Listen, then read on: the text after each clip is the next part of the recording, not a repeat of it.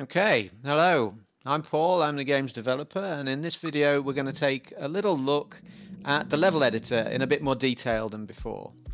So the first thing we'll do here is we're in this level. This is just one of the levels from the main game, and if I press the escape key just to go back to the main menu, here's the level editor, and we have a couple of options when we click it. We can edit the current level, the level we're playing, or we can edit a new level. So just a point to make here, you can edit any level you've created and any level that you find in the main campaign, but if you download a level from the Steam Workshop that somebody else has made, you can't edit it, but the game will tell you that when you try and do it. But in this case we can. We'll edit the current level and we'll see the only change is now we're in this edit mode, but nothing much else has changed. What has changed is if I press the right click on the mouse, we now have context menus. Clicking on different things gives us different menus. So this allows us to edit this level. And the first thing we're going to look at is the most obvious and simple thing, is the block library. This is all the different blocks you can put into your level. So I can drag a block over like this and drop it into my level. And we've got little tabs up here, don't miss these. You've got different shapes, so you've got squares, triangles, polygonal shapes, and then these blocks are primarily used for building walls and reshaping some of the much larger arenas. And so while I'm on that subject of much larger arenas, let's go back here, back to the level editor button again. The other option, other than editing the current level, was to create a new level. So let's do that. And when you're creating a new level, obviously you've got no starting point, so we need an arena. And we've got these choices of arenas, different shapes. And the arena, I'm just going to come out of here with escape. The arena is this, the background part. And they're different sizes, so let's go here, a new. So we've got different sizes, and you can see by the banana how big they are. It's a little arena, and this one obviously is a bit bigger. The banana's getting smaller and bigger. But don't miss up here as well. We've got some tabs up here, so we've got even larger arenas in here with different shapes, and then even bigger ones. So we'll pick that huge one, and we'll see that if I just put one of these blocks into this arena, it's huge. Whereas if I start a new arena and we pick, oh hang on, we pick like a small arena, and then I put in that same block, you can see, tiny. Okay, so what I'm going to do is I'm going to go in here, we're going to pick a medium-sized arena just so we've got some room to play around with. So what are some of the other options? Show block library, drag a few blocks in here just for something to play around with, and then what are other options we have? Well, we can enable a gravity slider. We'll do that in a little bit. You can save your level. You can center the camera. That's more for creating a screenshot when you're saving your level at the end. We can change the background, which lets us choose any nebula for the behind our level. So we can zoom all the way out here and we can see the nebula. And when you first get the game, all these nebula will be, or backgrounds will be locked. You'll have to use these platinum coins that you earn via playing the game to unlock these nebula, but I'm on a fairly late game save. If I go all the way here, there you go, look, there's a locked one that I haven't unlocked yet. So let's unlock that one. So are you sure you want to spend some coins? Yeah. And then I can use that as the background for my level. Okay, so let's hide the block library. So what other options do we have here? We can click on a block and we can delete it. We can click on a block and make it into a pivot block. Now the difference between a pivot block, if I create another one of this, so we'll put two of these blocks in here, but we'll make one of them will enable pivot swing. So that one now works like this. Wherever I grab it, it rotates around the center point, whereas this one doesn't. This one I have to hold both mouse buttons down to make it rotate. Okay, so that just alters that type of block. Then we have grabless blocks. Gold blocks cannot be grabbed by the player during normal gameplay. While we're in edit mode, they can be grabbed because we need to go, okay, I want this block over here, I want the block to start in this position. But the player in the normal play mode wouldn't be able to do that. But by the time you're editing levels, you've probably played through a substantial portion of the main campaign, and the game will have taught you all of these concepts anyway, so we won't go too much over that. I'm just showing that you can make it grabbable again. You know, you can make it grabless, turns gold, and you can make it grabbable again. And similarly with this pivot one, I can disable the pivot swing and just turn it back into a normal block. and the other option is make immovable. And this means that the player can't move it. If you notice, it's become the same texture as the background. It's probably easier to see that if I put a much bigger block in. Let's say we put that block there, and then we made that block immovable. Now this block cannot be moved under any circumstances by the player. The difference between this block and a grabless block is the player, let me just make this one movable again. Even though the player can't grab or move either of these two blocks, the player can move that one like that, but he couldn't move this one. Okay, this one would be completely immovable. It's basically, it becomes part of the arena. So these immovable blocks, when you make a block immovable, it allows you to reshape an arena. So probably the best way to see that in action and how that works is to go into the arena modifiers, which is the first category in the game where these immovable blocks are used. And let's have a look at doing the conga.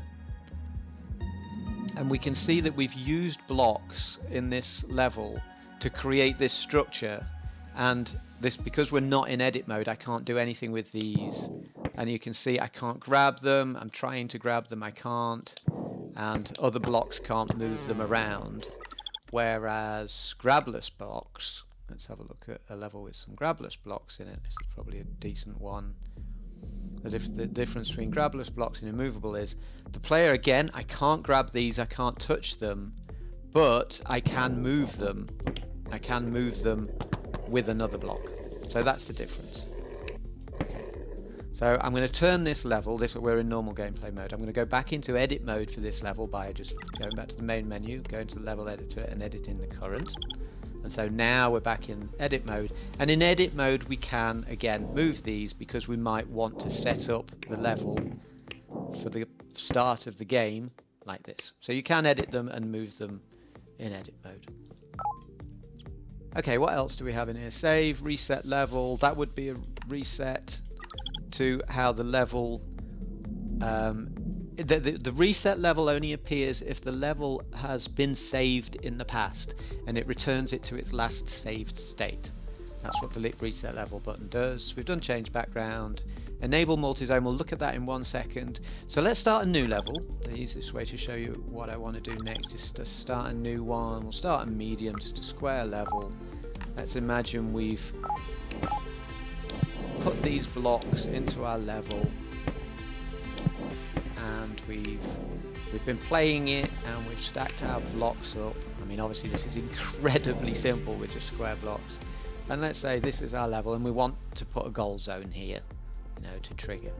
So right click, zone edit mode, and then as it says, right click for options. So there's different options when you right click for zone edit mode, and you can add a zone.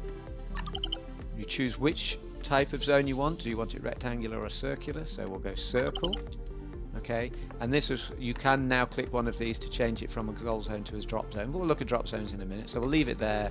We'll just grab this, and look, you can just drag it around wherever you want and make it bigger and smaller.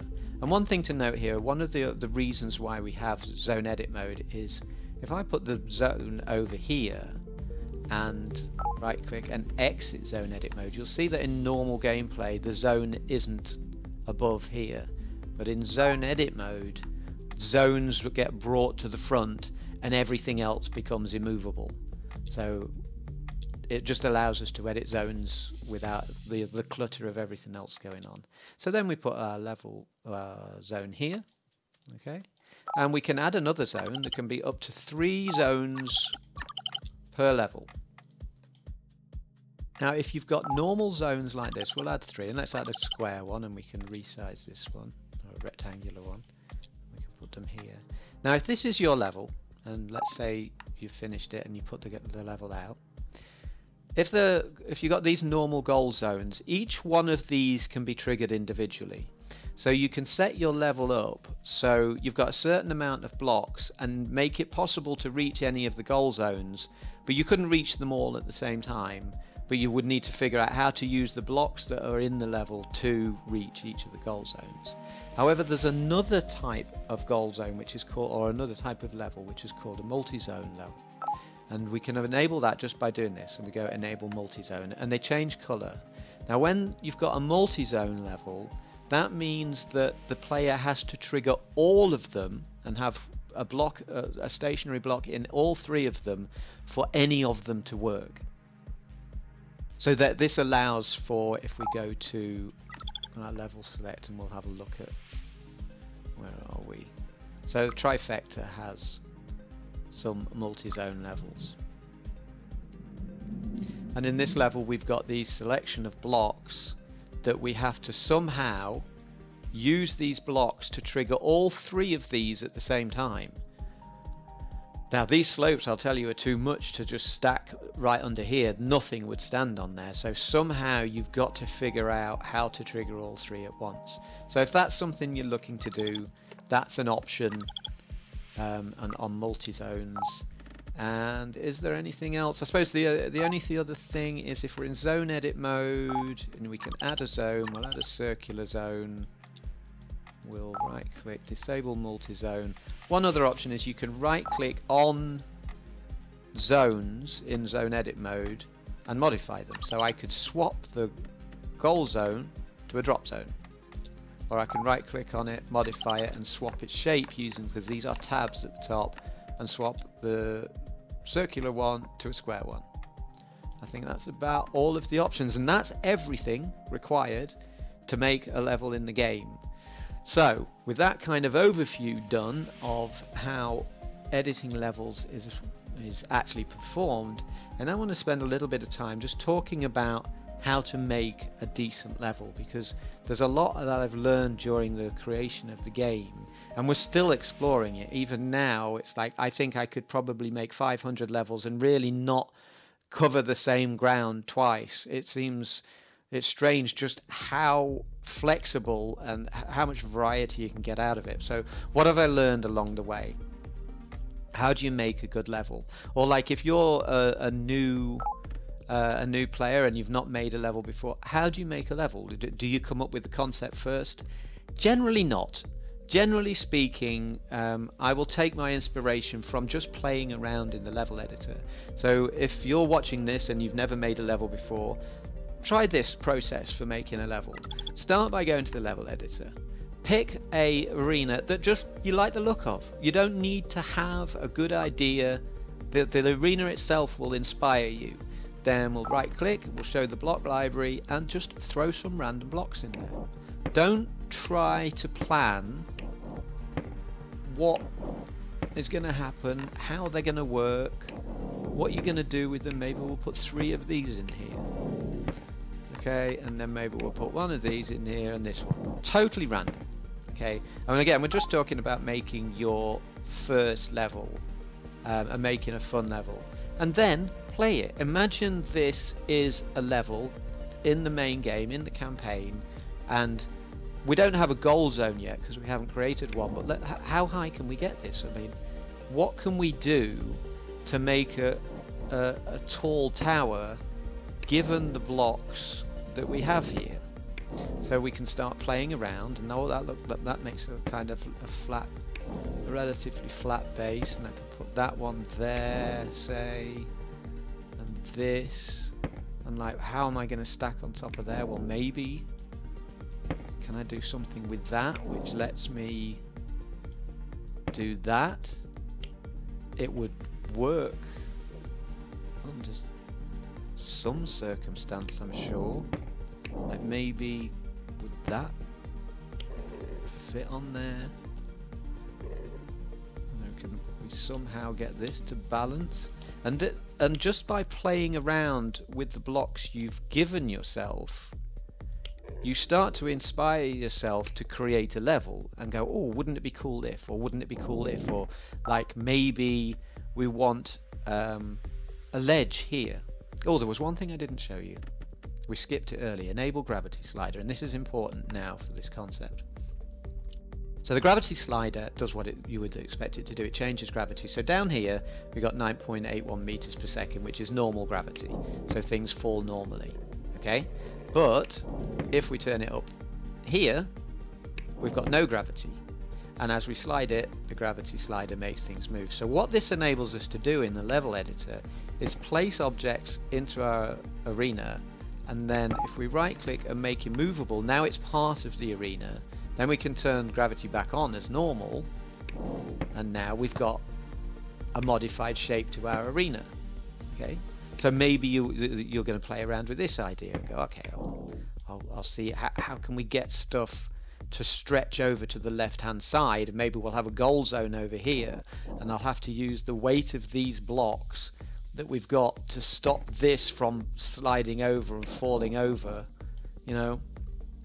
So feel free to just explore and experiment, and this is the way to start on your level creation path to glory, should we say. So let's imagine this is my level, and I go, oh, that's quite good, I like that.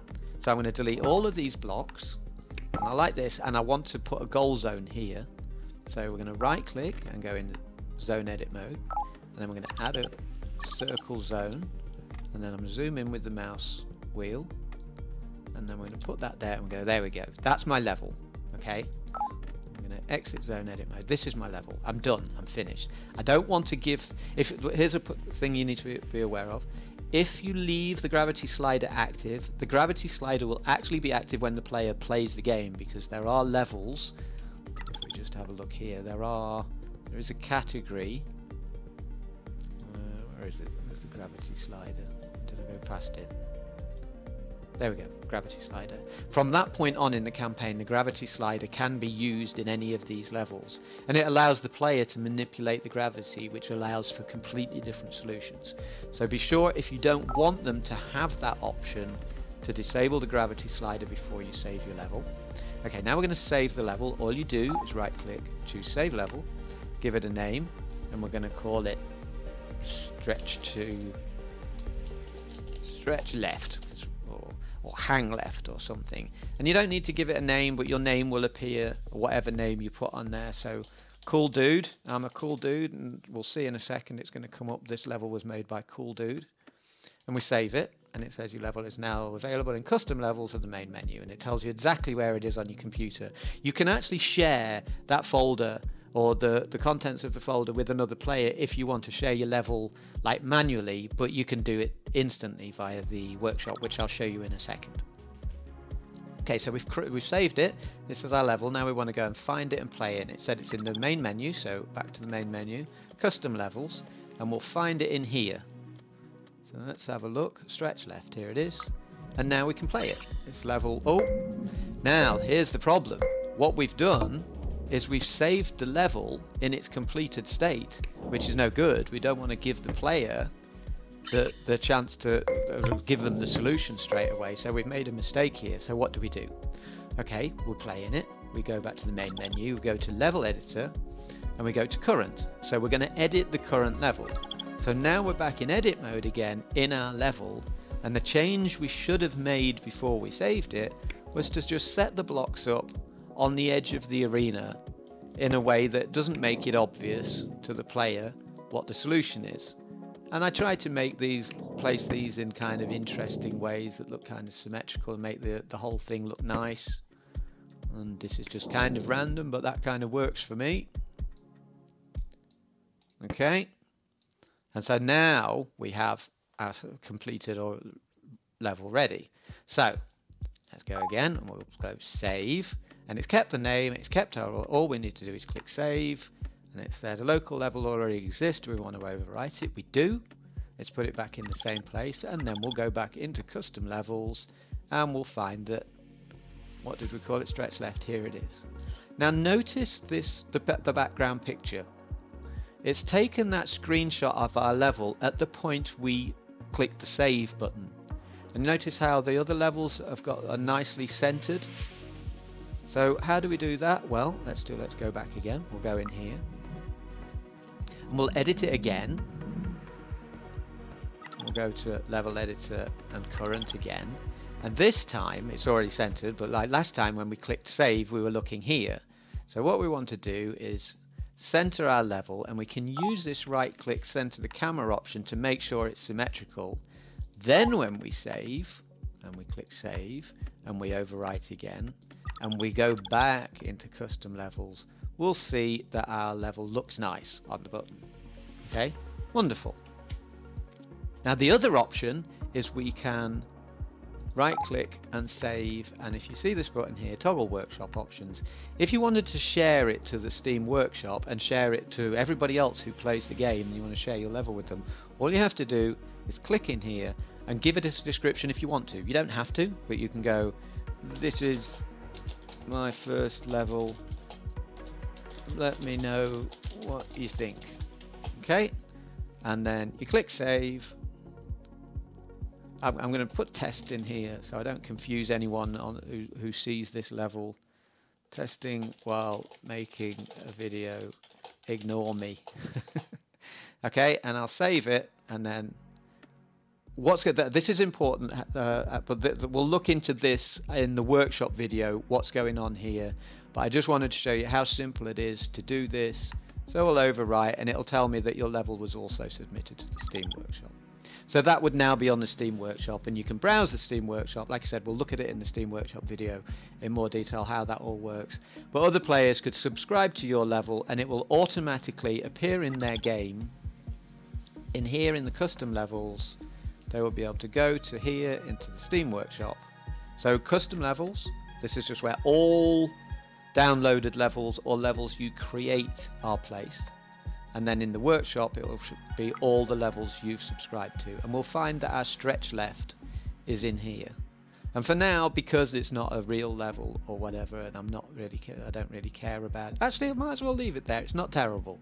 No, it's not the worst level in the world. Someone might have 5 minutes of fun just playing around with that one, so I'll leave it in there for now and delete it later. But if I wanted to delete it, I could just press this delete button and delete it. Okay, but we're going to look into workshop stuff in a bit more detail in a separate video. For the remainder of this video, I want to continue just exploring what makes a good level. We've explored what the process is to just make your first level, but what makes for a good level? And there's two criteria for this, well, there's multiple criteria, but there's two types of level. There's a level that's designed to go into the main campaign in the game, like the level select here. And you'll notice we just happen to be looking at the community selection 3 here, and there's community selection 2 and community selection 1. And these levels are all made by the community. These are all made by different people in the community, not by me, and they've been added into the game. If you're making a level to go into the game, there's a different kind of criteria you need to think about with the level compared to if you're making a level that's going to be popular on the workshop and shared to everybody else that way. Because levels that go inside the game itself, they have leaderboards. So let me have a look. Let's just go to unusually balanced here. And this is by Mr. Unusual, you can see down at the bottom. Now if we go here, we can see that it's got a leaderboard, just like any of the other levels in the main game. But if we go to a workshop level, and we load a workshop level, we'll find that the leaderboards don't appear. And that's because workshop levels don't have leaderboards. So there is the way you design a level for the workshop without leaderboards and for levels that go into the game is different. The leaderboard changes things. So one of the concepts that I used while making the game was for most levels, in most categories, the levels to the left are easy, the levels to the right are much harder. Most levels, I want the player to be able to solve them relatively quickly, and by relatively quickly I mean like this level, an easy level, I might want them to solve it in about 5 minutes, and the hardest level in a category I might want them to take 20, 30, maybe even 40, 50 minutes to get their first solve.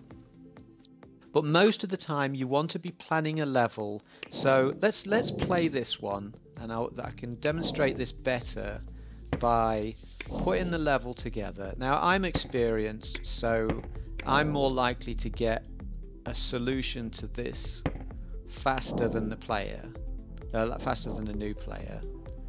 So that looks like it'd balance. Now, I did that very quickly. Now, if I moved this goal zone down, let me edit this. Oh, I can't edit a workshop level, of course.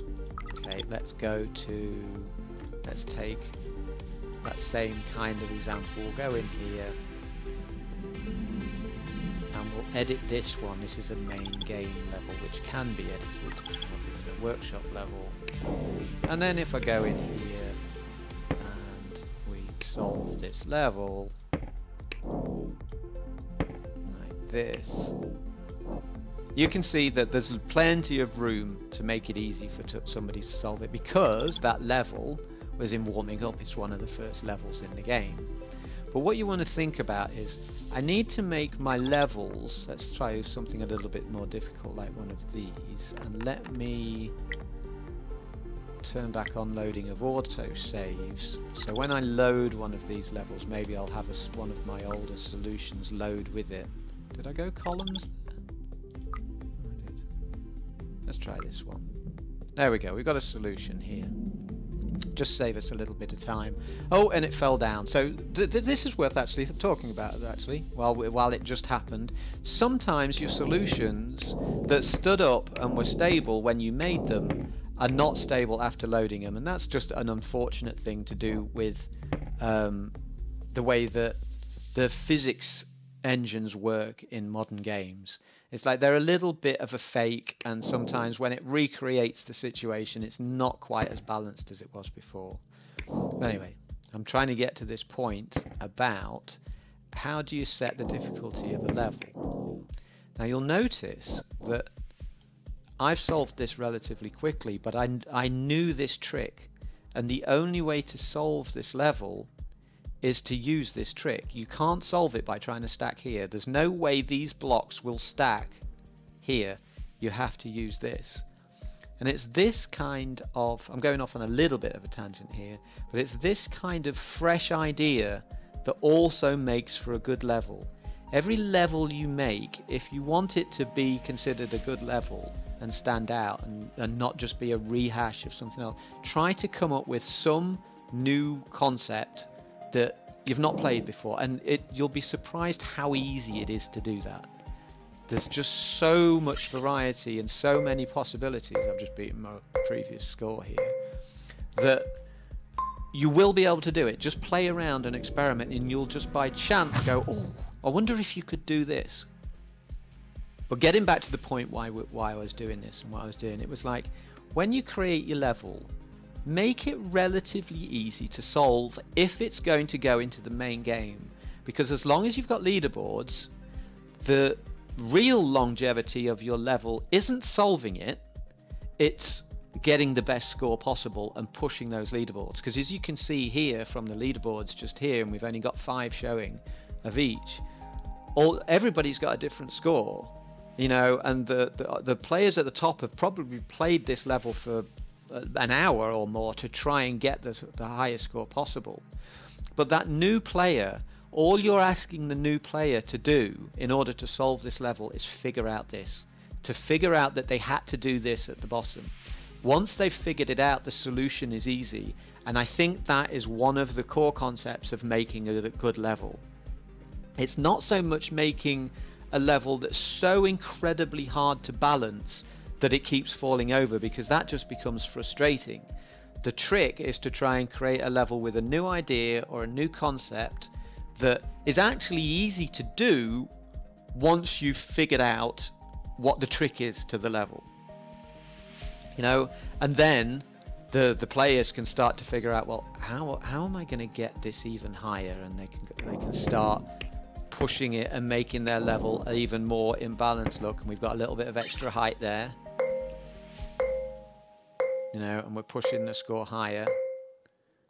Let's see what we got. We got 12,888. So now that score, look, I'm in 3rd place on the leaderboards. Now we're still, when I'm making this video, we're still in, the game hasn't been released yet. So these are just alpha players who've set some scores in here. So the solutions aren't maxed out. Although if you look at my score, 12,888, I'm Space Bob, compared to RevDeal's score of 13,542. How high is 13,542? Well, we're thinking of talking about it. See this number here? This is actually the height of the mouse. So if I move that until it shows 13,542, around about here, you can see that RevDeal managed to get his stack up to about there. And so if we want the world record, we'd have to find a way to get this even higher. And you do it, you would move this block a bit further left so it's a bit higher, and then that one a bit further right, and that one a bit further left. But I'm sure RevDeal did that. You might have to come up with an even more interesting concept and try and create a more interesting base down here to get things to stack higher at the bottom. You know, I could see there was another opportunity to do something like this, but that's not what this video is about, and it's getting long enough as it is. There's one more thing I want to talk about on level design, and that's level design for workshop levels.